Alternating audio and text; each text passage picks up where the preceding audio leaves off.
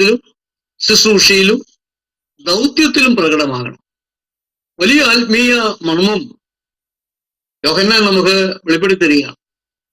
ക്രിസ്തീയ സത്യം വിശ്വാസത്തിൽ മാത്രം ഒതുക്കാതെ അത് നമ്മുടെ ജീവിതത്തിൽ പ്രാവർത്തികമായി തീരണം. അത് സ്നേഹത്തിൽ അധിഷ്ഠിതമായിരിക്കണം.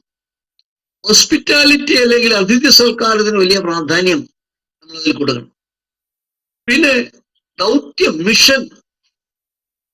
നമ്മുടെ മിഷൻ എന്ന് പറയുമ്പോൾ ക്രൈസ്റ്റ് സെന്റേഡാണ്, ക്രിസ്തു സെൻട്രിക് എന്ന് പറയും. ക്രൈസ്റ്റ് സെന്റേഡ് ആയിട്ടുള്ള ക്രിസ്തു കേന്ദ്രീകൃതമായ ക്രിസ്തു സെൻട്രിക് ആയിരിക്കുന്ന വലിയ ദൗത്യം ദൈവം നമ്മളെ ഏൽപ്പിച്ചിട്ടുണ്ട്. ആ ദൗത്യം Christian truth must be expressed through faithful living, വിശ്വസ്തമായ ജീവിതം. ആൻഡ് ഓൾസോ ഇൻ ഹോസ്പിറ്റാലിറ്റി, അതിഥി സൽക്കാരം, good leadership and partnership in mission. അപ്പൊ ഈ 4 കാര്യങ്ങൾ അപ്പോസ്തലനായ യോഹന്നാൻ അതിശക്തമായി പരിശുദ്ധാത്മാവിൽ രേഖപ്പെടുത്തിയിരിക്കുക. എന്നാൽ ഈ 3-ാം ലേഖനത്തിന്റെ ഏറ്റവും പ്രധാനപ്പെട്ട വാക്യങ്ങൾ എന്ന് പറയുന്നത്, ഈ വേഴ്സസ് എന്ന് പറയുന്നത് 5 മുതൽ 8 വരെയുള്ള വാക്യങ്ങളാണ്. 3 യോഹന്നാൻ വേഴ്സസ് 5 to 8. 3 യോഹന്നാൻ 5 മുതൽ 8 വരെയുള്ള വാക്യങ്ങൾ. പ്രിയനെ, നീ സഹോദരന്മാർക്ക്, വിശേഷാൽ അതിഥികൾക്ക് വേണ്ടി അധ്വാനിക്കുന്നതിൽ ഒക്കെയും വിശ്വസ്തത കാണിക്കുന്നു. അവർ സഭയുടെ മുമ്പാകെ നിന്റെ സ്നേഹത്തിന് സാക്ഷ്യം പറഞ്ഞിരിക്കുന്നു. നീ അവരെ ദൈവത്തിന് യോഗ്യമാകും വണ്ണം യാത്ര അയച്ചാൽ നന്നായിരിക്കും. തിരുനാമ നിമിത്തമല്ലോ അവർ ജാതികളോട് ഒന്നും വാങ്ങാതെ പുറപ്പെട്ടത്. ആകയാൽ നാം സത്യത്തിന് കൂട്ടുവേലക്കാർ ആകേണ്ടതിന് ഇങ്ങനെയുള്ളവരെ സൽക്കരിക്കേണ്ടതാകുന്നു. ആമേൻ. ഇവിടെ എംഫസൈസ് ചെയ്ത് ഒരു പ്രത്യേക വ്യക്തിയെ കുറിച്ച്, പ്രിയനെ, ഇത് നമുക്കറിയാം, ഇത് ആരെ കുറിച്ചാണ് പറയുന്നതെന്ന് നമുക്ക് മനസ്സിലാക്കേണ്ടി കഴിയുന്നു.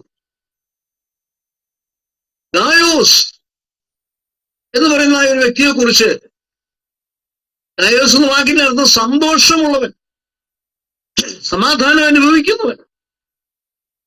അപ്പോൾ ദൈവിക ശുശ്രൂഷയിൽ വലിയ ഉത്തരവാദിത്തം ഏറ്റെടുത്തിരിക്കുന്ന ഒരു വ്യക്തി. അപ്പോൾ അതിന്റെ 1-ാമത്തെ വാക്യം നമ്മൾ വായിക്കുമ്പോൾ, മൂപ്പനായ ഞാൻ സത്യത്തിൽ സ്നേഹിക്കുന്ന പ്രിയ ഗായോസിന് എഴുതുന്നത്. മൂപ്പനായ ഞാൻ, അവിടെ തന്റെ ഐഡന്റിറ്റി വളരെ വ്യക്തമായി മനസ്സിലാക്കിക്കൊണ്ടാണ് യോഹന്നാൻ പറയുന്നത്. മൂപ്പനായ ഞാൻ, എ പ്രിസ്ബീറ്റർ.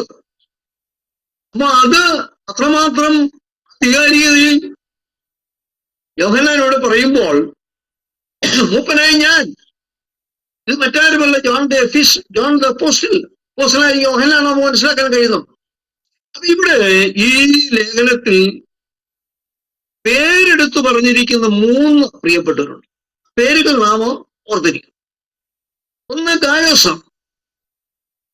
ഞാൻ പറഞ്ഞു സന്തോഷമുള്ളവൻ, ആനന്ദമുള്ളവൻ. ഗായോസ് അതൊരു ലാറ്റിൻ ടേമാണ്, ലത്തീൻ പദമാണ്. അതിനർത്ഥം one who is experienced the happiness in his life or her life. അവൻ ജീവിതത്തിൽ സന്തോഷം അനുഭവിക്കുന്നത്. അപ്പം അടുത്തൊരു വ്യക്തി എന്ന് പറയുന്നത് ദിയോത്രഫേസ് ആണ്, മറ്റൊന്ന് ഡെമേത്രിയോസ് ആണ്. അപ്പം ഗായോസ്, ദിയോത്രഫേസ്, ഡെമേത്രിയോസ്, ഇങ്ങനെ 3 വ്യക്തികളുടെ പേരുകൾ ഈ ലേഖനത്തിൽ ചൂണ്ടിക്കാണിക്കുമ്പോൾ, മൂപ്പനായ ഞാനെന്ന് യോഹന്നാൻ തന്നെ അല്ലെങ്കിൽ സെൽഫ് ഇൻട്രൊഡ്യൂസ് ചെയ്യുന്നു. അപ്പൊ ഇവരെ കുറിച്ചുള്ളതായിരിക്കുന്ന പഠനങ്ങൾ താഴോട്ടുള്ള ഭാഗത്ത് മനസ്സിലാക്കാൻ കഴിയും. എന്നാൽ ഈ ലേഖനം നമ്മൾ പഠിക്കുമ്പോൾ ഇതിനൊരു ചരിത്രപരമായ പശ്ചാത്തലമുണ്ട്. അതായത് അങ്ങനെ, ഓ പ്രസ്ബീറ്ററോസ്, അതാണ് മൂപ്പനായ. അതിന്റെ ഗ്രീക്ക് ടൈം വരുമ്പോൾ മൂപ്പനായ ഞാൻ, പ്രസ്ബിറ്ററിയോസ് എന്നാണ്. പ്രസ്ബിറ്ററിയോസ്, മൂപ്പൻ. അപ്പം മൂപ്പൻ എന്ന് പറഞ്ഞാൽ church leader, spiritually honouring one, ആത്മീയ ശുശ്രൂഷയിൽ ബഹുമാനിക്കപ്പെടുന്നവൻ എന്നുള്ള അർത്ഥമാണ്. AD 90-നും 100-നും ഇടയ്ക്കുള്ളതായ, അല്ലെങ്കിൽ യോഹന്നാന്റെ ലോസ്റ്റ് സമയം, തന്റെ അന്ത്യസമയത്ത് താൻ എഴുതിയതായ, അതും രണ്ടാമത്തെ ലേഖനവും ഒന്നാമത്തെ ലേഖനമൊക്കെ നമ്മൾ പഠിച്ചപ്പോൾ ഏഷ്യ മൈനർ, അനാത്തോലിയ, ആ ദേശത്ത് നിന്ന് ആ എഫേസോസിന്റെ സമീപ പ്രദേശങ്ങളിൽ ഇരുന്നു കൊണ്ട് എഴുതിയ മനോഹരമായ ലേഖനം. അപ്പം ഇങ്ങനെ അതിന്റെ ചരിത്രപരമായ ഇതിലേക്ക് കടന്നു പോകുമ്പോൾ നമുക്ക് കാണാൻ കഴിയുന്നു. എന്നാൽ ഈ ലേഖനം എഴുതുമ്പോൾ ഇതിന് മറ്റൊരു പശ്ചാത്തലം കാണാൻ കഴിയുന്നത് എന്താണെന്ന് ചോദിച്ചാൽ, ആദിമ സഭയിൽ ഇറ്റിനറന്റ് മിഷണറീസ്, സഞ്ചാര സുവിശേഷകർ ധാരാളം ഉണ്ടായിരുന്നു. ഈ സഞ്ചാര സുവിശേഷകർ ഒരു ദിക്കിൽ നിന്ന് മറ്റൊരു ദിക്കിലേക്ക് കാൽനടയായിട്ടോ വാഹനത്തിലൊക്കെ ആയിട്ട് അന്നത്തെ കാലത്ത് സത്രങ്ങളിലൊക്കെ താമസിച്ചും ഒക്കെ യാത്ര ചെയ്ത് ആ ക്രിസ്തീയ ദൗത്യം, മിഷൻ അവർ ഏറ്റെടുത്ത് ഇങ്ങനെ യാത്ര ചെയ്യുന്ന കൂട്ടത്തിൽ ഈ ഗായോസ് ഈ ക്രിസ്ത്യൻ മിഷണറിമാരെ ഏറ്റവും അധികം സന്തോഷത്തോടെ ശുശ്രൂഷിക്കുന്ന ചില അനുഭവങ്ങൾ നമുക്ക് കാണാൻ കഴിയുന്നു. അപ്പൊ ഇവർക്കുള്ള പ്രശ്നം എന്ന് പറയുന്നത്, there is no accommodation, no lodging. സഞ്ചാര സുവിശേഷകരാണ്. ഒരു സ്ഥലത്തു നിന്ന് മറ്റൊരു സ്ഥലത്തേക്ക് പോകുമ്പോൾ അവർക്ക് പാർക്കുവാൻ പ്രത്യേകമായിട്ടുള്ള ഇടങ്ങളൊന്നുമില്ല. പിന്നെ ഫുഡ്, ആ ഫുഡ് അത് തടസ്സം ലഭിക്കണമെന്നില്ല. മറ്റ് യാതൊരു യാത്രാ സഹായങ്ങൾ, ഒരു ഫൈനാൻഷ്യൽ എയ്ഡ് എന്നൊന്നും അവർക്കില്ല. പിന്നെ മറ്റ് യാത്രാ സഹായങ്ങളൊന്നും അവർക്ക് കിട്ടുന്നില്ല. ഇന്നത്തെ പോലൊരു വാഹനത്തിൽ മറ്റൊരു സ്ഥലത്തേക്കൊന്നും കൊണ്ട് ഷിഫ്റ്റ് ചെയ്യാനുള്ള സാഹചര്യങ്ങളൊന്നുമില്ല. അവരുടെ യാത്ര ഏറ്റവും ഡേഞ്ചറസ് ആണ്. there is no security, ഒരു സുരക്ഷിതത്വമില്ല. എന്നാൽ ഇത് കാണാൻ കഴിയുന്നത് ഒരു ആത്മീയ ഫെലോഷിപ്പ്, സ്പിരിച്വൽ ഫെലോഷിപ്പ്, ഒരു ആത്മീയ കൂട്ടായ്മയ്ക്കും ആരെയും കിട്ടുന്നില്ല. അപ്പൊ എത്രമാത്രം പ്രതിസന്ധികൾ ശുശ്രൂഷയിൽ ആദ്യ കാലഘട്ടങ്ങളിൽ മിഷണറിമാർ അനുഭവിച്ചു എന്ന് ഈ ലേഖനം പഠിക്കുമ്പോൾ നമുക്ക് കാണാൻ മനസ്സിലാക്കാൻ കഴിയുന്നു. അപ്പൊ ഇങ്ങനെ, എന്നാൽ ആദിമ സഭയുടെ ഒരു നേച്ചർ എന്ന് പറയുന്നത്, the early church was ഒരു ഹോസ്പിറ്റാലിറ്റി നേച്ചറുള്ള ഒരു സഭയാണ്, അതിഥി സൽക്കാരം. ഗായോസ് ഇതിൻ്റെ അകത്ത് ഏറ്റവും മുൻപന്തിയിൽ നിന്ന് അതിഥി സൽക്കാരം ചെയ്ത ഒരു വ്യക്തിയാണ്. അപ്പൊ ഇങ്ങനെ നമ്മൾ വരുമ്പോൾ, ഇനി നമ്മള് അതിന്റെ ചരിത്രപരമായ പശ്ചാത്തലത്തിൽ നിന്ന് സാംസ്കാരികമായ പശ്ചാത്തലത്തിലേക്ക് വരുമ്പോൾ, ഈ ലേഖനം ആദിമ സഭകളെല്ലാം മെഡിറ്ററേനിയൻ പ്രദേശങ്ങളോട് ബന്ധപ്പെട്ട് കിടക്കുന്ന പ്രദേശങ്ങളാണ് സുവിശേഷം ശക്തമായി വ്യാപിച്ചത്. അപ്പം ഇങ്ങനെ പുരാതന മെഡിറ്ററേനിയൻ സമൂഹത്തിൽ ഏറ്റവും അധികം പ്രാധാന്യം നൽകിയിരുന്ന, നമുക്കൊരു അല്പം കൂടെ ബാക്കിലേക്ക് നമ്മൾ പോവുകയാണെങ്കിൽ, കുറച്ചുകൂടി ബാക്കിലേക്ക് പോകുമ്പോൾ അബ്രഹാമിന്റെ കാലഘട്ടത്തിലൊക്കെ അതിഥികളെ സൽക്കരിക്കുന്നതിൽ വലിയധികം പ്രാധാന്യം കൊടുത്തിരുന്നു. അപ്പൊ ഇങ്ങനെ പിൽക്കാലങ്ങളിലും അത് തുടർന്ന് വന്ന് ഇങ്ങനെ മുമ്പ് ഞാൻ പറഞ്ഞതുപോലെ ഒരു സെക്യൂരിറ്റിയോ അക്കോമഡേഷനോ ഒന്നുമില്ലാത്ത കാലഘട്ടത്തിൽ ഗായോസ് ശുശ്രൂഷയിൽ വലിയ മികവ് കാണിച്ച വ്യക്തിയാണ്. അപ്പൊ ഇങ്ങനെ ഗായോസിനെ കുറിച്ച് പറയുന്നത്, he was a man of best example for hospitality. അതിഥി സൽക്കാരത്തിന് നമുക്ക് ഉത്തമമായ മാതൃക, ഉത്തമ മാതൃകയായി ഗായോസിനെ നമുക്ക് കാണാനായിട്ട് കഴിയുന്നു. അപ്പം ഇതിൽ നമ്മൾ എന്താ മനസ്സിലാക്കാൻ കഴിയുന്നത്? ഗായോസ് മിഷണറിമാരെ തന്റെ ഭവനത്തിൽ കൈക്കൊണ്ടു, അവർക്ക് വേണ്ടതായി എല്ലാം ചെയ്തു. ഇതിൽ നിന്ന് നമ്മൾ മനസ്സിലാക്കാൻ കഴിയുന്ന ഒരു വലിയ ആത്മീയ പാഠം നമുക്ക് മനസ്സിലാക്കാൻ കഴിയുന്നുണ്ട്. ഒരു ക്രിസ്തീയ ഭവനത്തിന് തന്നെ എന്താ തീരാൻ കഴിയുന്നറിയാമോ? ഒരു മിഷണറി കേന്ദ്രമായി മാറുവാൻ കഴിയും. വലിയ ആത്മീയ മർമ്മമാണ് യോഹന്നാനോട് നമുക്ക് പഠിപ്പിച്ചു തരുന്നത്. ഒറ്റ കുടുംബത്തിന് ഒരു വലിയ മിഷണറി കേന്ദ്രമായി മാറുവാനായിട്ട് കഴിയും. അങ്ങനെ ആദിമ സഭയിൽ ഗായോസ് അനേക മിഷണറിമാരെ, അനേക സഞ്ചാര സുവിശേഷകരെ കൈക്കൊണ്ട് ഒരു അതിഥി സൽക്കാര പ്രിയനായി അവിടെ നിൽക്കുമ്പോൾ, പ്രിയ ഗായോസെ, ദൈവിക ശുശ്രൂഷയ്ക്ക് വേണ്ടി ഒരുവൻ മുൻപിലേക്ക് വരുമ്പോൾ അവന്റെ പൊസിഷന് തന്നെ മാറ്റം വരും. ഞാൻ കഴിഞ്ഞപ്പോൾ ഇല്ലെങ്കിൽ ചിന്തിച്ചപ്പോൾ ഒരു കാര്യം എന്നെ വളരെ ചിന്തിപ്പിച്ച ഒരു വിഷയം, if our vision is strong, God's provision is also strong. If our vision is strong, God's provision is also strong. അപ്പോൾ എത്രമാത്രം നമ്മുടെ വിഷൻ, നമ്മുടെ ദർശനം വലുതാണോ, അതിനനുസരിച്ച് ദൈവം നമുക്ക് വേണ്ടി പ്രൊവിഷൻസ് നമുക്ക് നൽകി തരുന്ന ദൈവം. ഗായോസ് ഇപ്പോൾ എന്താ അറിയോ? ഗായോസ് ഒരു സ്റ്റെപ്പ് കൂടെ വന്നിട്ട് ശ്രേഷ്ഠ അപ്പോസ്തലനായിരിക്കുന്ന യോഹന്നാനാൽ എന്ത് ചെയ്തു? പ്രിയനേ എന്നുള്ളതായ അതിശക്തമായ ഒരു സംബോധന.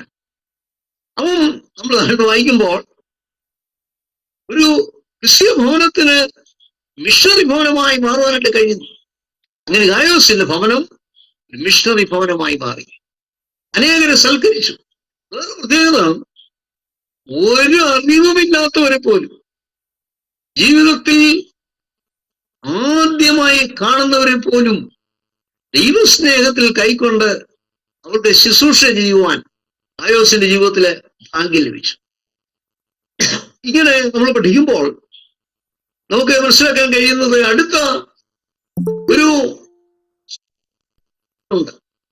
സാമൂഹിക പശ്ചാത്തലം നമ്മൾ പഠിക്കുമ്പോൾ നമുക്ക് കാണാൻ കഴിയുന്നത്, ഈ പുരാതന റോമൻ സംസ്കാരം ഒരു പേട്രണേജ് എന്ന് പറയും. ആ പേട്രണേജ് എന്നൊരു സംവിധാനം അത് ഉണ്ടായിരുന്നു. പറഞ്ഞാൽ ദരിദ്രരായിരിക്കുന്ന പ്രിയപ്പെട്ടവർക്ക് അങ്ങനെ ഇരിക്കുമ്പോൾ അവര് സാമ്പത്തികമായി സഹായിക്കുക, ഭവനങ്ങളില്ലാത്തവർക്ക് താമസത്തിന്റെ സൗകര്യങ്ങളെ ഒരുക്കി കൊടുക്കുക, ജോലിയില്ലാത്തവർക്ക് ജോലി നൽകുക, അങ്ങനെ സാമൂഹികമായ പ്രതിബദ്ധത. നമുക്കറിയാം, വേദപുസ്തകത്തിൽ നമ്മൾ പഠിക്കുമ്പോൾ പഴയ നിയമ പ്രവാചകന്മാരിൽ ആമോസും മീഖായും സോഷ്യൽ ജസ്റ്റിസിന് വേണ്ടി, സാമൂഹിക നീതിക്ക് വേണ്ടി അതിശക്തമായി നിലനിന്നവരാണ്. സാമൂഹിക നീതിക്ക് വേണ്ടി. അപ്പം പേട്രണേജ് ഒരു ടേമാണ്, ഓർത്തിരിക്കണം. പേട്രണേജ്, PATRONAGE, അങ്ങനൊരു സമ്പ്രദായം ആ കാലഘട്ടത്തിൽ നിലനിന്ന്. പറഞ്ഞാൽ മറ്റുള്ളവരുടെ കഷ്ടതകളിൽ അവരെ ഒന്ന് ഉൾക്കൊള്ളുവാനായിട്ടുള്ള inclusive. Christian life should be inclusive, not exclusive. മറ്റുള്ളവരെ ഉൾക്കൊള്ളുന്ന ഒരു അനുഭവമായിരിക്കണം. ഇത് ഈ മൂന്നാം ലേഖനത്തിൽ നമുക്ക് വളരെ വ്യക്തമായിട്ട് കാണാനായിട്ട് കഴിയുന്നു.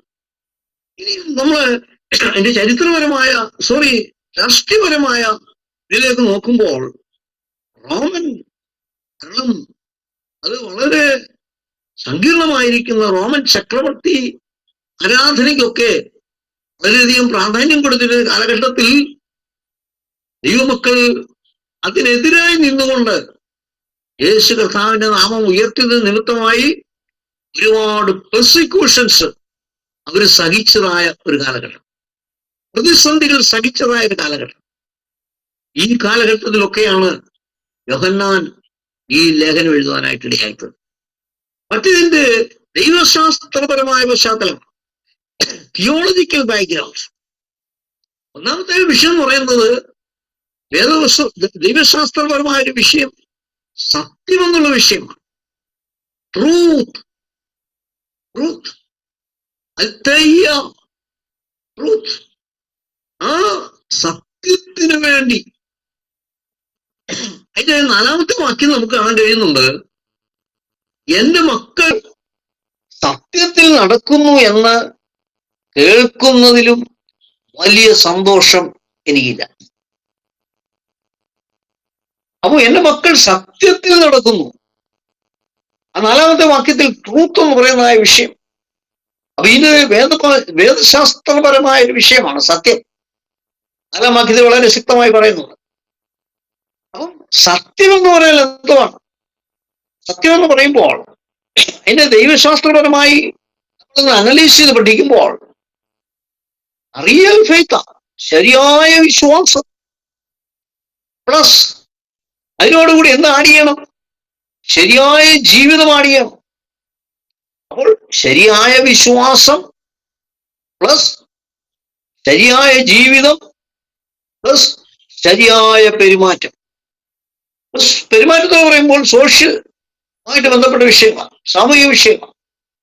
അപ്പൊ ഇങ്ങനെ ശരിയായ വിശ്വാസവും ശരിയായ ജീവിതവും ശരിയായ പെരുമാറ്റവും ഇത് മൂന്നും കൂടെ ആഡ് ചെയ്യുമ്പോൾ കിട്ടുന്ന ആൻസറാണ് എന്ത്? സത്യം എന്ന് പറയും. ഇങ്ങനെ എന്റെ മക്കൾ സത്യത്തിൽ നടക്കുന്നു എന്ന് പറഞ്ഞാൽ ആസ് എ ഹോൾ അവരെല്ലാവരും അത് മാതൃകാപരമായ ജീവിതം നയിക്കുന്നു എന്നുള്ള വിഷയമാണ്. ഇതിൽ നിന്ന് നമ്മൾ എന്താ മനസ്സിലാക്കുന്നത്? ക്രിസ്തീയ സത്യം വെറും വാക്കുകളിൽ മാത്രമല്ല, ജീവിതത്തിൽ പ്രകടമാകണം. ക്രിസ്തീയ സത്യം നമ്മുടെ വാക്കുകളിൽ ഒതുങ്ങിയാൽ പറ്റുകയില്ല, നമ്മുടെ ജീവിതത്തിൽ പ്രകടമാകണം എന്ന് പരിശുദ്ധാത്മാവ് ആഗ്രഹിക്കുന്നു. ഇനി ഇവിടെ സ്നേഹവും സത്യവും തമ്മിൽ കോറിലേറ്റഡ് ചെയ്തിട്ടുണ്ട്, പരസ്പരം ബന്ധിപ്പിച്ച് ആണ് പറയുന്നത്. ഈ ലേഖനത്തിൽ സ്നേഹവും സത്യവും ഒരുമിച്ച് നമുക്ക് കാണാൻ കഴിയുന്നുണ്ട്. അപ്പൊ ഗായോ സത്യത്തിൽ നടക്കുന്നു, അത് മറ്റുള്ളവർക്ക് കാണത്തക്ക നിലയിൽ എന്തായിത്തീരുന്നു? സ്നേഹത്താൽ പ്രകടമാകുന്നു. അപ്പൊ ഗായോ സത്യത്തിൽ നടക്കുന്നത് കൊണ്ടാണ്, അവന്റെ ഉള്ളിൽ ആ ഭയമുള്ളത് കൊണ്ടാണ് എന്ത് ചെയ്യുന്നു? അനേകരെ അവൻ സ്വീകരിക്കുന്നു. ആ സത്യവും സ്നേഹവും ഇൻസെപ്പറബിളാണ്, ഒരിക്കലും നമുക്ക് വേർപിരിക്കാൻ കഴിയില്ല. സത്യവും സ്നേഹവും, truth and love are inseparable in our Christian life. ഇത് പരസ്പരം പൂരകമായി കിടക്കുകയാണ്. അടുത്ത വിഷയം, പ്രധാനപ്പെട്ട വിഷയം, ഇവിടെ ഡയോസിന്റെ വിഷയം പറയുമ്പോൾ ഈ ലേഖനത്തിൽ പ്രധാനപ്പെട്ട എടുത്തു പറയുന്ന വിഷയമാണ് ഹോസ്പിറ്റാലിറ്റി, അതിഥി സൽക്കാരം. അപ്പോൾ ഇതൊരു ദൈവശാസ്ത്രപരമായ ആശയം. കേവലം ഫുഡ് കൊടുക്കുന്നു എന്നുള്ളതിനേക്കാൾ അപ്പുറമായിട്ട് ഇത് തിയോളജിക്കൽ തീമാണ്. ദൈവശാസ്ത്രപരമായ വിഷയം പഠിക്കുമ്പോൾ അതിഥി സൽക്കാരം എന്നുള്ളത് ഒരു ദൈവശാസ്ത്രപരമായ വിഷയമാണ്. അങ്ങനെ നമ്മളെ 5 മുതൽ 8 വരെ നാം പഠിക്കുമ്പോൾ അങ്ങനെ നാം സത്യത്തിന് വേണ്ടി കൂട്ടുവേലക്കാരായിരിക്കേണ്ടതിന് അവരെ സ്വീകരിക്കേണ്ടതാകുന്നു. യോഹന്നാൻ വളരെ ശക്തമായി പറയും, സത്യത്തിന് വേണ്ടി കൂട്ടുവേലക്കാരായിരിക്കേണ്ടതിന് അവരെ സ്വീകരിക്കേണ്ടതാകുന്നു.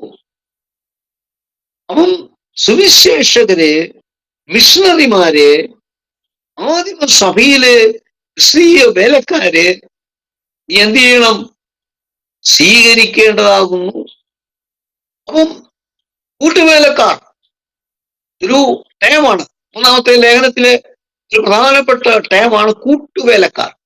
Coworkers, coworkers, സിനർജിയോ, സിനർഗോയ്, സിനർഗോയ്.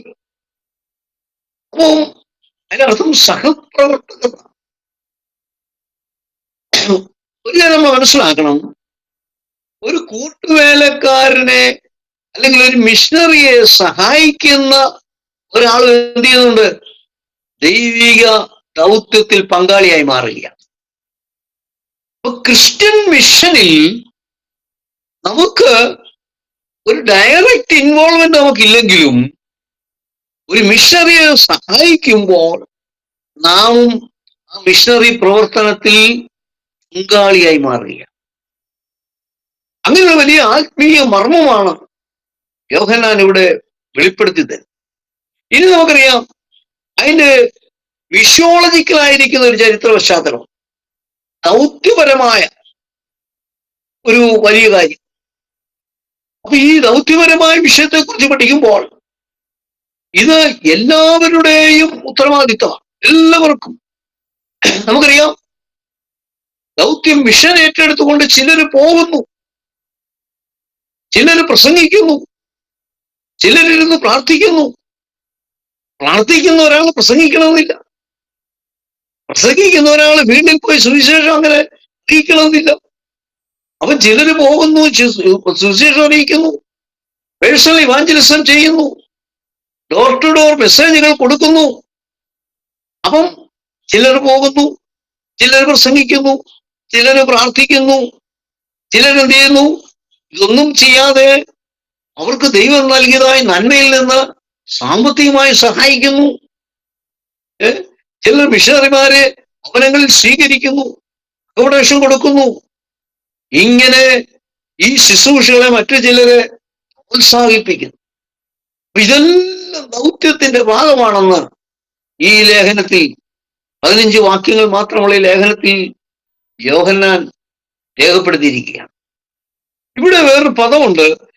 അപ്പൊ നമ്മള് ഒരു കാര്യം, പോകുന്നവരും അയക്കുന്നവരും എല്ലാം മിഷന്റെ ഭാഗമായി മാറുകയാണ്, ദൗത്യത്തിന്റെ ഭാഗമായി മാറുകയാണ്. ഇവിടെ ഒരു പദം കൊടുത്തിരിക്കുന്നത്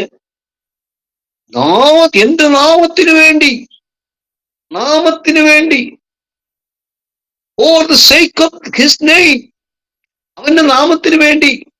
ആ നാമം എന്ന് ഉദ്ദേശിച്ചിരിക്കുന്നത് ജീസസ് ക്രൈസ്റ്റ്, യേശു കർത്താവിന്റെ ഉദ്ദേശം എന്താണെന്നറിയാമോ?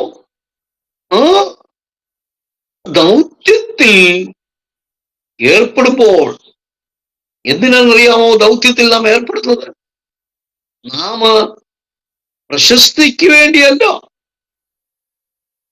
പണത്തിന് വേണ്ടിയല്ല, സാമ്പത്തിക നേട്ടത്തിന് വേണ്ടിയല്ല, പിന്നെയോ സ്വന്തം മഹത്വത്തിന് വേണ്ടിയുമല്ല. അപ്പോൾ ക്രിസ്തീയ ദൗത്യം നാം ഏറ്റെടുത്ത് ചെയ്യുന്നത് ഒരു പ്രശസ്തിക്ക് വേണ്ടിയല്ല, സ്വന്തം മഹത്വത്തിന് വേണ്ടിയല്ല, സാമ്പത്തിക നേട്ടത്തിന് വേണ്ടിയല്ല, പിന്നെയോ യഥാർത്ഥ മിഷന്റെ കേന്ദ്രം എന്ന് പറയുന്നത് യേശു കർത്താവാണ്. അപ്പോൾ മിഷനിൽ, ദൗത്യത്തിൽ നാം ക്രിസ്തുവിനെ ഉയർത്തണം. ദായോസേ, നിന്റെ ശുശ്രൂഷയിൽ നിന്റെ മഹത്വമല്ല, എന്റെ മഹത്വമല്ല, ക്രിസ്തുവിന്റെ മഹത്വം. ഇങ്ങനെ നമ്മൾ പഠിക്കുമ്പോൾ അടുത്തൊരു ഭാഗം പറയുന്നുണ്ട്, വിജാതീയരിൽ നിന്ന്, ജാതീയ അല്ലെങ്കിൽ വിജാതീയരിൽ നിന്ന് ഒന്നും വാങ്ങാതെയാണ്, സഹായങ്ങളൊന്നും അവർ സ്വീകരിച്ചില്ലെന്ന് നമ്മൾ 8 മുതലുള്ള 5 മുതൽ 8 വരെയുള്ള വാക്യത്തിലേക്ക് വായിക്കുമ്പോൾ കാണാൻ കഴിയുന്നു. അതിന്റെ അർത്ഥം ആ കാലഘട്ടത്തിൽ കൂടുതലും ഈ എതിർപ്പുകൾ, ക്രിസ്ത്യാനികളായിരിക്കുന്ന ഒരു ശക്തമായ എതിർപ്പുണ്ട്. അതിനപ്പുറമായിട്ട് ആ കാലഘട്ടത്തിലെ തീരുമാനം ക്രിസ്ത്യാനികളായി മാറുന്നു, ക്രിസ്തുവിനെ രക്ഷകനായി സ്വീകരിക്കുന്നത്, പരസ്പരം എന്ത് ചെയ്യണം. അതുകൊണ്ട് അപ്പോസ്തലപ്രവൃത്തി 2-ാം അധ്യായത്തിൽ വായിക്കുമ്പോൾ കാണുന്നത്, അവർക്കുണ്ടായിരുന്നതൊക്കെ അപ്പോസ്തലന്മാരുടെ കാൽക്കൽ കൊണ്ടുവച്ചു. അവർക്ക് ആവശ്യമുള്ളതുപോലെ വിഭാഗിച്ചു കൊടുത്തു. അപ്പൊ ഇവിടെ അവര് തന്നെ താൻ കളക്ട് ചെയ്യുന്നൊരു അനുഭവം. ഇത് ക്രിസ്തീയ പ്രവർത്തനത്തിൽ ജാതികളിൽ നിന്നൊന്നും വാങ്ങാതെ അവരുടെ പ്രവർത്തനത്തെ ദായോസെ നീ സഹായിക്കുന്നുവല്ലോ എന്ന് പറഞ്ഞ് അത് അവനെ പ്രശംസിക്കുകയാണ്.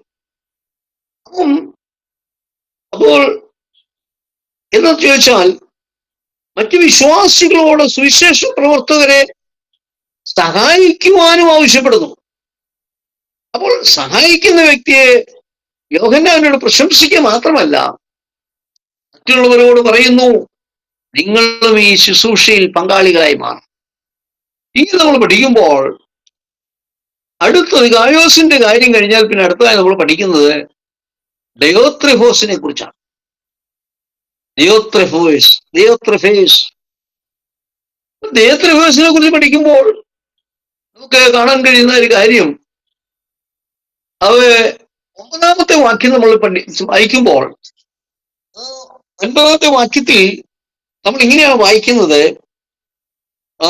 സഭയ്ക്ക് ഞാൻ ഒന്ന് എഴുതിയിരുന്നു, എങ്കിലും അവരിൽ പ്രധാനിയാകുവാൻ ആഗ്രഹിക്കുന്ന ദിയോത്രെഫേസ് ഞങ്ങളെ കൂട്ടാക്കുന്നില്ല. സഭയിലെ രംഗമാണ്, പക്ഷെ അവരെന്ത് ചെയ്യുന്നില്ല, അപ്പോസ്തലനായ യോഹന്നാനെ പോലും കൂട്ടാക്കുന്നില്ല, അംഗീകരിക്കുന്നില്ല എന്ന് കാണാൻ കഴിയുന്നു. അപ്പൊ ദിയോത്രെഫേസിന്റെ പ്രത്യേകമായിരിക്കുന്ന ചില അനുഭവങ്ങളെ കുറിച്ച് നമ്മൾ കാണുമ്പോൾ, ദിയോസ് എന്ന് പറയുന്നതായ ഒരു ഗ്രീക്ക് ദേവതയുടെ പേരിനുള്ള ബന്ധത്തിലാണ് ദിയോസ് എന്ന് പറയുന്നത് കൊടുത്തിരിക്കുന്നത്. ദിയോസ്. അപ്പോൾ ദിയോസിനാൽ പരിഹരിക്കപ്പെടുന്നവൻ എന്നർത്ഥമാണ്. അപ്പൊ അവന്റെ പേരിനും അവന്റെ പ്രവൃത്തിയും തമ്മിൽ വലിയ ബന്ധമുണ്ട്. അപ്പൊ ഇവന് ഒന്നാമനാകാനുള്ള ഒരാഗ്രഹം 9-ാമത്തെ വാക്യത്തിൽ വളരെ വ്യക്തമായി പറയുന്നു, ഒന്നാമനാകാനുള്ള ആഗ്രഹം. 2, യോഹന്നാന്റെ അപ്പോസ്റ്റൽഷിപ്പിനെ, അപ്പോസ്തോലിത്വത്തിനെ, മൂപ്പനെന്നുള്ള സ്ഥാനത്തെ ഇവൻ അംഗീകരിക്കുന്നില്ല, ഞങ്ങളെ കൂട്ടാക്കുന്നില്ല. യോഹന്നാന്റെ അധികാരത്തെ ഇവൻ അംഗീകരിക്കുന്നില്ല. പിന്നെ ഇവൻ താഴെ വായിക്കുമ്പോൾ കാണുന്നുണ്ട്, മിഷണറിമാരെ കൈക്കൊള്ളില്ല, കൂട്ടാക്കുന്നില്ല. അപ്പൊ കൈക്കൊള്ളുവാൻ ആഗ്രഹിക്കുന്നവരെ തടയുകയാണ്. തന്നെയുമല്ല, അത് യോഹന്നാനെ കുറിച്ച് ദോഷമായി സംസാരിക്കുന്നു. സഭയിൽ നിന്ന് ചിലരെ പുറത്താക്കി. ദിയോത്രെഫേസ് സഭയിലെ മെമ്പറാണ്, പക്ഷെ അവന്റെ പ്രവൃത്തി ഗായോസുമായിട്ട് നമ്മൾ കമ്പയർ ചെയ്ത് നോക്കുമ്പോൾ യാതൊരു ബന്ധവുമില്ലാത്ത പ്രവൃത്തികൾ. അപ്പം ഇവിടെ നമുക്കൊരു കാര്യം കാണാൻ കഴിയുന്നുണ്ട്, ക്രിസ്തീയ നേതൃത്വത്തെ കുറിച്ചുള്ള ഒരു പാഠം നമുക്കിവിടെ മനസ്സിലാക്കാൻ കഴിയുന്നു. ഒന്ന്, ഗായോസിനെ കുറിച്ച് പറയുമ്പോൾ അവൻ മറ്റുള്ളവരെ എന്ത് ചെയ്യുന്നു, സേവിക്കുകയും മിഷണറിമാരെ സഹായിക്കുകയും അതിഥി സൽക്കാരം ചെയ്യുകയും ചെയ്യുമ്പോൾ, ഈ ദിയോത്രെഫേസിനെ കുറിച്ച് പഠിക്കുമ്പോൾ അവൻ സ്വന്തം സ്ഥാനം അന്വേഷിക്കുന്നു, അവൻ മറ്റുള്ളവരെ നിയന്ത്രിക്കുന്നു, മിഷനെ തടസ്സമായി നിൽക്കുന്നു. സഭയിൽ തന്നെ ഉള്ള ഒരാളാണ്, പക്ഷേ അവൻ ദൗത്യത്തെ, ക്രിസ്തീയ ദൗത്യത്തെ തടസ്സപ്പെടുത്തുകയാണ്. അപ്പോൾ ദൈവസഭയ്ക്ക് ദോഷമായി നിൽക്കുന്ന ദിയോത്രെഫോസ്. അപ്പൊ ഇതിൽ നമ്മൾ മനസ്സിലാക്കാൻ കഴിയുന്നത്, ക്രിസ്തീയ നേതൃത്വം മറ്റുള്ളവരുടെ മേൽ അധികാരം കാണിക്കുന്നതല്ല, മറിച്ച് ക്രിസ്തുവിന് ഒന്നാം സ്ഥാനം നൽകുന്നതാണ്. അങ്ങനെയുള്ള വലിയൊരു ആത്മീയ പാഠമാണ് നമുക്കിവിടെ പരിശുദ്ധാത്മാവ് നൽകുന്നത്. നമ്മളെ ദൈവം ആക്കി വെക്കുന്ന സ്ഥാനത്ത് നമ്മളെന്തോ സംഭവമെന്ന് അധികാരം കാണിക്കുവാനുള്ളതല്ല, മറിച്ച് നമുക്ക് ദൈവം നൽകിയിരിക്കുന്ന ആ സ്ഥാനത്ത് നമ്മൾ നിന്നുകൊണ്ട് യേശു ക്രിസ്തുവിനെ ഉയർത്തുന്ന അനുഭവമായിരിക്കണം. ഒരു വലിയൊരു ആത്മീയ ദൂത്. നമ്മൾക്ക് മർക്കോസിന്റെ സുവിശേഷം 10-ാം അധ്യായം അതിന്റെ 42 മുതൽ 45 വരെയുള്ള വാക്യങ്ങൾ വായിക്കുമ്പോൾ യേശു കർത്താവ് അവിടെ ഒരു കാര്യം വളരെ സ്പെസിഫൈഡ് ആയിട്ട് പറയുന്നുണ്ട്. Gospel off mark chapter 10 versus 42 to 45. 10ന്റെ 42 മുതൽ 45 വരെ. മാർക്കോസ് വിശേഷം 10-ാം അധ്യായത്തിന്റെ 42 മുതൽ 45 വരെയുള്ള വാക്യങ്ങൾ. ഹല്ലേലൂയ. യേശു അവനെ അടുക്കെ വിളിച്ചു അവരോട്, ജാതികളിൽ അധിപതികൾ ആയവർ അവരിൽ കർത്തൃത്വം ചെയ്യുന്നു, അവരിൽ മഹത്തുക്കളായവർ അവരുടെ മേൽ അധികാരം നടത്തുന്നു എന്ന് നിങ്ങൾ അറിയുന്നു. നിങ്ങളുടെ ഇടയിൽ അങ്ങനെ അരുത്. നിങ്ങളിൽ മഹാനാകുവാൻ ഇച്ഛിക്കുന്നവനെല്ലാം നിങ്ങളുടെ ശുശ്രൂഷക്കാരൻ ആകേണം. നിങ്ങളിൽ ഒന്നാമനാകുവാൻ ഇച്ഛിക്കുന്നവൻ എല്ലാവർക്കും ദാസനാകേണം. മനുഷ്യപുത്രൻ ശുശ്രൂഷ ചെയ്യിപ്പാനല്ല, ശുശ്രൂഷിപ്പാനും അനേകർക്ക് വേണ്ടി തന്റെ ജീവനെ മറുവിലയായി കൊടുപ്പാനും അത്രേ വന്നത്. ആമേൻ. ക്രിസ്തീയ ദൗത്യത്തിന്റെ, ക്രിസ്തീയ മിഷന്റെ ഒരു വലിയ ഭാഗം നമുക്ക് അവിടെ കാണാൻ കഴിയുന്നത്. മനുഷ്യപുത്രൻ ശുശ്രൂഷിക്കപ്പെടുവാനല്ല, ശുശ്രൂഷ ചെയ്യുവാൻ, അനേകർക്ക് വേണ്ടി തന്റെ ജീവനെ മറുവിലയായി, മറുവിലയായി കൊടുപ്പാനത്രേ. അപ്പൊ നോക്കിയേ, ഇവിടെ ഈ ദിയോത്രെഫോസിനെ കുറിച്ച് നമ്മൾ പഠിക്കുമ്പോൾ അവൻ സ്വന്തം നേതൃത്വം, അവന്റെ പേര് വലുതാകണം, സഭയ്ക്കെതിരായി നിൽക്കുന്നവൻ. യോഹന്നാൻ വളരെ വ്യക്തമായിട്ട് പറയുന്നു അതല്ല എന്ന് പറഞ്ഞിട്ട് യേശു കർത്താവ് ഇതിനെക്കുറിച്ച് പറഞ്ഞിരിക്കുന്ന ഭാഗമാണ് നമ്മൾ വായിക്കാനായിട്ട് ഇടയായിട്ട്. സെർവന്റ് ലീഡർഷിപ്പ്, സെർവന്റ് ലീഡർഷിപ്പ്, അതാണ് കർത്താവ് നമ്മളെ പഠിപ്പിച്ചത്. 13-ാം അധ്യായം നമ്മൾ കാണുന്നുണ്ടല്ലോ. അപ്പോൾ സെർവന്റ് ലീഡർഷിപ്പ്. ഇനി നമ്മൾ അതിന്റെ എക്ലീഷ്യോളജിക്കൽ അത് പഠിക്കുമ്പോൾ, പാഠങ്ങൾ പഠിക്കുമ്പോൾ സഭാശാസ്ത്രപരമായ ചില വിഷയങ്ങൾ 3 യോഹന്നാൻ നമ്മൾ മനസ്സിലാക്കുന്നത്, ആദിമസഭ എല്ലാ വിധത്തിലും പൂർണ്ണമായിരുന്നില്ല. നമ്മൾ ചിന്തിക്കുന്ന പോലെയല്ല. ആദിമസഭ എല്ലാ വിഷയങ്ങളിലൊന്നും പൂർണ്ണമായിരുന്നില്ല. സഭയുടെ നമ്മൾ പഠിക്കുമ്പോൾ ഫ്രാക്ഷൻസ്, 4 വിധ ഡിവിഷൻസ് അവിടെ ഉണ്ടായിരുന്നു. ആദിമസഭയിൽ എല്ലാം പൂർണ്ണമൊന്നും ആയിരുന്നില്ല. മെനി ഇഷ്യൂസ് വേറെ, ഒരുപാട് പ്രശ്നങ്ങൾ ആദിമസഭയിലും ഉണ്ടായിരുന്നു. ഇന്നത്തെ പോലെ എന്താണെന്നറിയാമോ? നേതൃത്വ വിഷയങ്ങൾ. ഒരു ആളുടെ അപ്പോസ്തലത്വത്തെ മറ്റൊരാൾ അംഗീകരിക്കുന്നില്ല. അപ്പൊ ലീഡർഷിപ്പ് പ്രോബ്ലംസ്. പിന്നെ അധികാരത്തിന്റെ ഏറ്റക്കുറച്ചിൽ, അധികാര പ്രശ്നങ്ങൾ. ഹു ഈസ് ഗ്രേറ്റ്, വലിയവനാരാണെന്നുള്ള ചിന്തകൾ. പിന്നെ മിഷണറിമാരെ സ്വീകരിക്കുന്ന കാര്യത്തിൽ related with receiving the missionaries. പിന്നെ സാമ്പത്തിക പ്രശ്നങ്ങൾ, ഫൈനാൻഷ്യൽ ഇഷ്യൂസ്, സഭയ്ക്കുള്ളിലെ ആർഗ്യുമെന്റ്സ്, മതപ്രതിവാദങ്ങൾ, ഡോക്ട്രിനൽ വിഷയങ്ങൾ, ഇങ്ങനെ ഒരുപാട് വിഷയങ്ങൾ ആദിമസഭയിലും ഉണ്ടായിരുന്നു എന്ന് മനസ്സിലാക്കാൻ കഴിയുന്നു. അപ്പോൾ പരിശുദ്ധാത്മാവിന്റെ പ്രവർത്തനം ഉണ്ടായിരുന്നെങ്കിലും ആദ്യകാല സഭയിൽ മനുഷ്യരുടെ ബലഹീനതകളും റിഫ്ലക്ട് ചെയ്തിരുന്നു.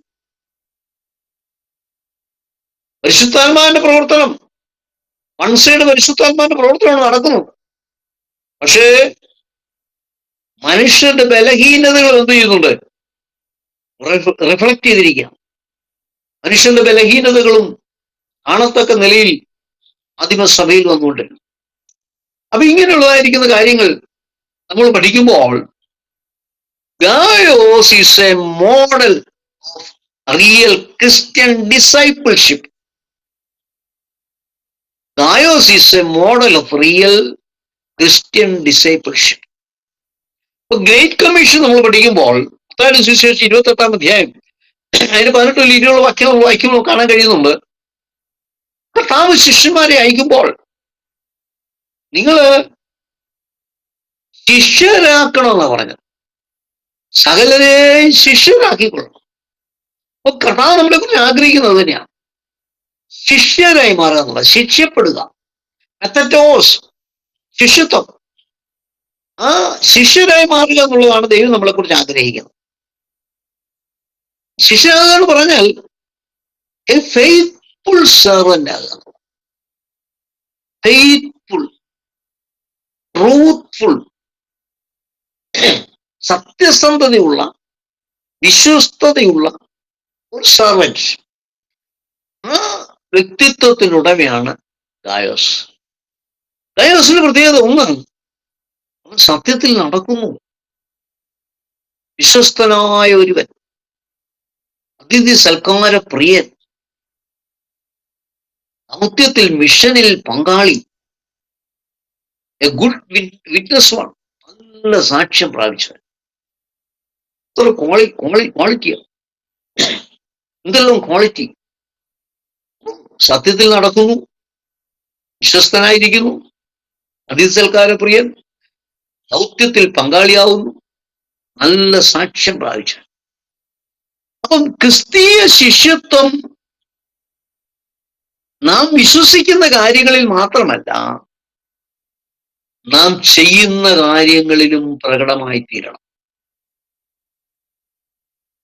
അങ്ങനെയുള്ള വലിയൊരു ആത്മീയ സത്യം ഈ ലേഖനത്തിൽ യോഹന്നാൻ വെളിപ്പെടുത്തുക. ക്രിസ്തീയ ശിഷ്യത്വം നാം വിശ്വസിക്കുന്ന കാര്യങ്ങളിൽ മാത്രമല്ല, നാം ചെയ്യുന്ന കാര്യങ്ങളിലും പ്രകടമാകണം. അതാണ് നമ്മൾ മുമ്പേ പഠിച്ച പത്രോസിന്റെ ലേഖനം പഠിച്ചല്ലോ. അവർ വേർഡ് ആൻഡ് ഡീഡ്, നമ്മുടെ വാക്കും പ്രവൃത്തികളും തമ്മിൽ വലിയ ബന്ധമുണ്ടായിരിക്കണം. ഇതേ ആശയമാണ് യോഹന്നാൻ ഇവിടെ നൽകുന്നത്. വിശ്വസിക്കുന്നത് നമ്മുടെ പ്രാക്ടിക്കൽ ലൈഫിൽ അതേപടി നാം ചെയ്യണം എന്നുള്ളതായ വലിയ മർമ്മം. ഇനി നമ്മൾ വേറൊരു വ്യക്തിയെ കുറിച്ച് പഠിക്കുന്നുണ്ട്. ദിയോത്രഫേസിനെ കുറിച്ച് നമ്മൾ പഠിച്ചു, ഗായോസിനെ കുറിച്ച് പഠിച്ചു. വേറൊരു ഇമ്പോർട്ടന്റ് ക്യാരക്ടറാണ് ദെമേത്രിയോസ്. ദെമേത്രിയോസിനെ കുറിച്ച് പഠിക്കുമ്പോൾ എ ക്രെഡിബിൾ വിറ്റ്നസ് ആണ്, നല്ല സാക്ഷ്യം പ്രാപിച്ച, നല്ല ക്രെഡിബിലിറ്റി, നല്ല സാക്ഷ്യം, ക്രെഡിബിൾ വിറ്റ്നസ് ആണ്, നല്ല സാക്ഷ്യം പ്രാപിച്ചത്. അപ്പൊ 12-ാമത്തെ വാക്യത്തിൽ ദെമേത്രിയോസിന് എല്ലാവരും സാക്ഷ്യം ലഭിച്ചിരിക്കുന്നത് കാണാൻ കഴിയുന്നു.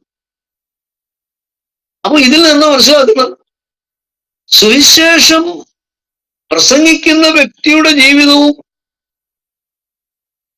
സുവിശേഷത്തിന്റെ സാക്ഷ്യത്തിന്റെ ഭാഗമായി മാറുക. സുവിശേഷം പ്രസംഗിക്കുന്ന വ്യക്തിയുടെ ജീവിതവും സുവിശേഷത്തിന്റെ ഭാഗമായി മാറുകയാണ്. ഒരാൾ പ്രസംഗിക്കുന്നു, സുവിശേഷകൻ. ആ സുവിശേഷകൻ എന്നറിയാമോ? സുവിശേഷം പ്രസംഗിക്കുന്ന വ്യക്തി, he is already discoursing the gospels. സുവിശേഷം പ്രസംഗിക്കുന്നത്.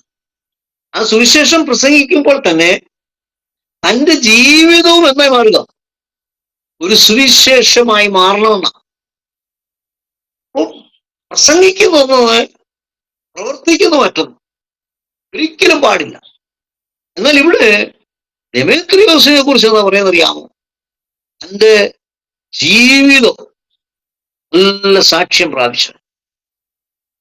ഒത്തിരി ഒന്നും ചെയ്തില്ലെങ്കിലും ഉള്ള ജീവിതത്തിൽ സാക്ഷ്യമുണ്ടെങ്കിൽ ഏറ്റവും ശ്രേഷ്ഠമെന്നുള്ള ഒരു പാഠം നമുക്കിത് മനസ്സിലാക്കാൻ കഴിയും. അപ്പം ഒരു സുവിശേഷകൻ എന്തായിരിക്കണം? An evangelist should have good character, നല്ല സ്വഭാവം, faithfulness, വിശ്വസ്തം, ട്രൂത്ത്ഫുൾനെസ്, സത്യസന്ധത, സ്പിരിച്വൽ മച്യൂരിറ്റി ഏറ്റവും ഇമ്പോർട്ടൻ്റ് ആണ്. വചനം നാം പഠിക്കുമ്പോൾ ഡേ ബൈ ഡേ നമ്മൾ എന്ത് ചെയ്യുന്നു? സ്പിരിച്വൽ മച്യൂരിറ്റി, ആത്മീയ പക്വത നാം പ്രാപിച്ചുകൊണ്ടിരിക്കുകയാണ്. ആത്മീയ പക്വത. അപ്പം ഈ 3 ക്യാരക്ടേഴ്സ് നമ്മൾ ഗായോസിനെ കുറിച്ച്, ഡിയോത്രഫേസിനെ കുറിച്ച്, ഡെമേത്രിയോസിനെ കുറിച്ച്, ഈ 3 പേരുടെയും ക്യാരക്ടറിസ്റ്റിക്സ് പഠിച്ചോളാം. Chance to ask question exam. ഈ 3 പേരെ കുറിച്ച് നമ്മൾ പഠിക്കുമ്പോൾ ഡയോത്രഫോസ് എ സെൽഫിഷ് ലീഡറാണ്. ഡെമേത്രിയോസ് നല്ല സാക്ഷ്യം പ്രാപിച്ചത്. Gaius a model of a Christian discipleship, ക്രിസ്തീയ ശിഷ്യത്വത്തിന് മാതൃകയായത്. അങ്ങനെ നമുക്ക് സമയം നമ്മൾ മുന്നോട്ട് പോകുന്നില്ല. അപ്പൊ ഇങ്ങനെ സ്പിരിച്വൽ മച്യൂരിറ്റി, ഒന്ന് ഗായോസ്, ഡയോത്രിഫോസ്, ഡെമേത്രിയോസ്, ഇവരെ 3 പേരെ കുറിച്ച് പഠിക്കുമ്പോൾ ഇവർ 3 മോഡലാണ്. ഗായോസ് സർവീസ് മൈൻഡാണ്, എല്ലാവർക്കും സഹായിക്കാനുള്ള സർവീസ് മൈൻഡ്, സഹായം ചെയ്യുവാനുള്ള വരം പ്രാപിച്ചവനാണ്, സർവീസ് മൈൻഡ്. ഇനി ഡയോത്രിഫോസ് എന്ന് പറയും കൺട്രോളിങ് മൈൻഡാണ്, കൺട്രോളിങ് മൈൻഡ്, മറ്റുള്ളവരെ നിയന്ത്രിക്കുന്നതിൽ എപ്പോഴും ഒരു controlling mind. Gaius service mind, Demetrius controlling mind.